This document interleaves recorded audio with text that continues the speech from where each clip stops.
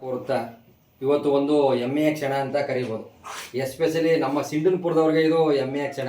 ಯಾಕಂತಂದರೆ ನಮ್ಮ ಊರಿನ ಒಂದು ಹುಡುಗಿ ಇವತ್ತು ಅಂತಾರಾಷ್ಟ್ರೀಯ ಮಟ್ಟದಲ್ಲಿ ಒಂದು ಅದ್ಭುತ ಸಾಧನೆ ತೋರಿದ್ದಾರೆ. ಅಂದರೆ ಅದು ಮೊದಲು ಸಲ್ಲಬೇಕಾಗಿರೋದು ಗೌರವ ಪೋಷಕರಿಗೆ, ಆನಂತರ ಸಿಂಡನ್ಪುರ ಗ್ರಾಮದವ್ರಿಗೆ.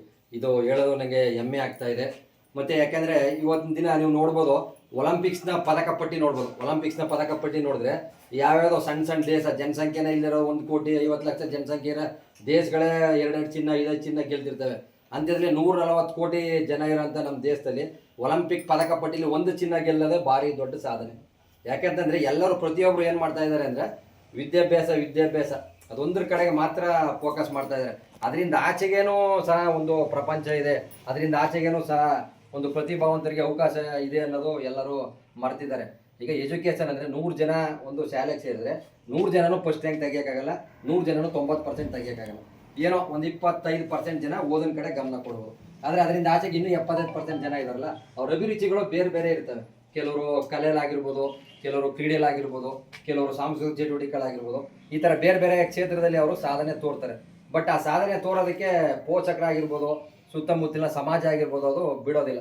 ಎಲ್ಲರನ್ನೂ ಓದೋದ್ರ ಕಡೆಗೆ ಡೈವರ್ಟ್ ಮಾಡ್ತಾರೆ. ಅಂಥದ್ರಲ್ಲಿ ನಮ್ಮ ಒಂದು ಗ್ರಾಮದಿಂದ ಅಂತಾರಾಷ್ಟ್ರೀಯ ಮಟ್ಟಕ್ಕೆ ಹೋಗಿರೋದು ನಮ್ಮೆಲ್ಲರಿಗೂ ಖುಷಿ.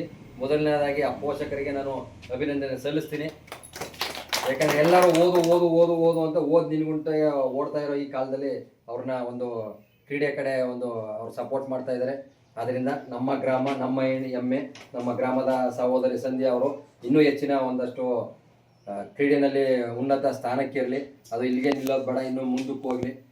ನಮ್ಮ ಗ್ರಾಮದ ಇಂದ ಏನಾದರೂ ಒಂದಷ್ಟು ಅನುಕೂಲಗಳಿದ್ದರೆ ನಾವು ಸಪೋರ್ಟ್ ಮಾಡ್ತೀವಿ. ಅವ್ರ ತಂದೆ ತಾಯಿಗಳ ಜೊತೆಗೆ ಸೇರಿ ನಾವು ಸಹ ಗ್ರಾಮದಿಂದ ಸಹ ಸಪೋರ್ಟ್ ಮಾಡ್ತೀವಿ ಅಂತ ಹೇಳ್ತಾ, ಇನ್ನೂ ಮುಂದೆ ಉನ್ನತವಾಗಿ ಏರಲಿ ಅಂತ ಮಾತಾಡೋ ಅವಕಾಶ ಕೊಟ್ಟಂತ ತಮಗೆಲ್ಲ ಒಂದಿಸ್ತಾ ನಾನು ಒಂದೇನು ಮಾತು ಹೇಳ್ತೀನಿ.